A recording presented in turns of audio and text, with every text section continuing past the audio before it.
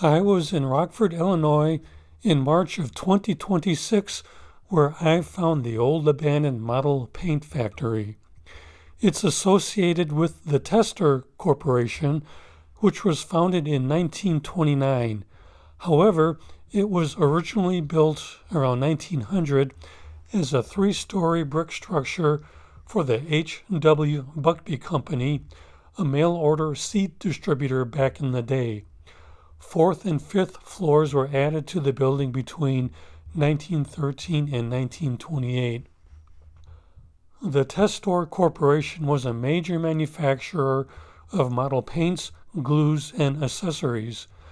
The brand is now a subsidiary of Rust-Oleum. The historic headquarters and factory site has long been abandoned and is now a popular site for urban explorers. While you can easily hop the fence and go inside, I would strongly urge you to not do this. From my drone footage, you can see there is nothing inside of value and the roof is caving in, which makes it an extremely dangerous place. The company was founded by Swedish immigrant Nils F. Testor, and it became the iconic manufacturer of hobby paints, glues, and model kits. Originally producing Carlson's Klister adhesive, the company pivoted to model paints in the 1930s.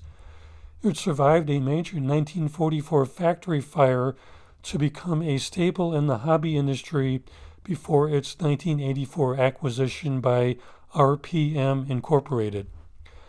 There are rumors from some locals who claim the factory has underground walkways and tunnels that once connected it to other nearby industrial sites. For me, it's always fun to visit these places from the past, for it is history you can still see and photograph. With the roof beginning to cave in, I would suspect the local government to eventually condemn the property and have it torn down in the near future.